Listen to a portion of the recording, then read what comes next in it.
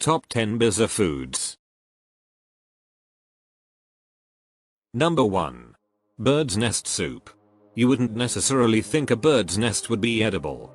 But the Chinese use swift nests to make this soup, known as the caviar of the East.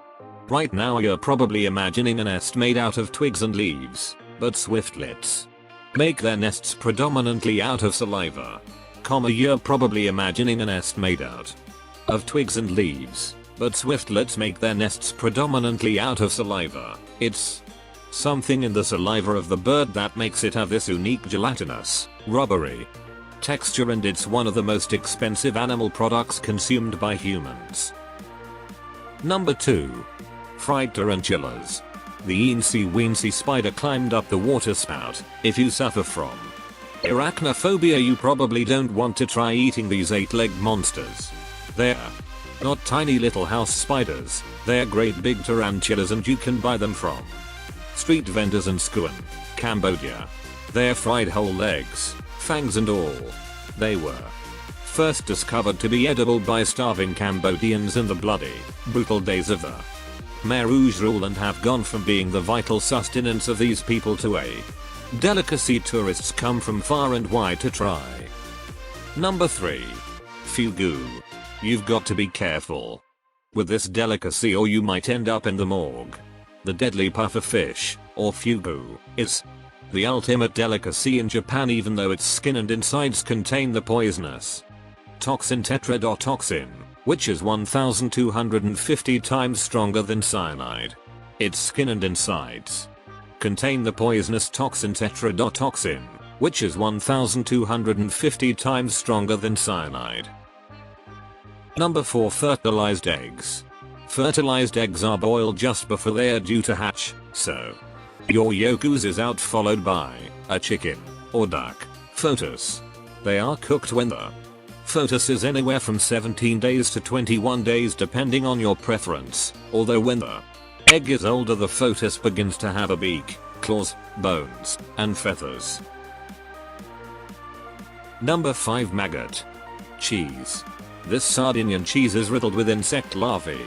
Kasumazu means rotten cheese and is most commonly referred to as maggot cheese. It's now been banned for health reasons but can still be found for sale on the black market in Sardinia and other parts of Italy. This sheep's milk cheese is basically pecorino, which has had the larvae of the cheese fly, Piophila. Number 6. Surströmming. Surströmming is fermented Baltic herring and can be found on supermarket shelves all over Sweden, although you probably won't see it next to the IKEA meatballs. Certain airlines consider the pressurized cans to be potentially dangerous, like fireworks and explosives. Number 7. Live octopus. Snakji is a raw dish consisting of live octopus typical in Korea. Live octopus is cut into pieces, lightly seasoned with sesame oil and served immediately, the tentacles still squirming on the plate. Eating live octopus is a serious challenge. Beyond the mental challenge of trying to get your head round eating something that's still alive. Number 8. Excrement coffee. You might want to think twice if someone offers you a cup of this coffee when you pop round to their house in Indonesia, or maybe not. Kopi Luwak is the rarest, most expensive gourmet coffee in the world. Sounds divine, right? It's actually made from the excrements of an Indonesian cat-like creature called a luwak. Number 9. Puffin heart. Sometimes referred to as the clown of the ocean or sea parrot, the puffin, with its colorful beak and clumsy behavior, is considered an adorable bird. The sight of a puffin flapping its wings and jumping from a cliff to generate enough lift to become airborne is enough to make anyone go ah.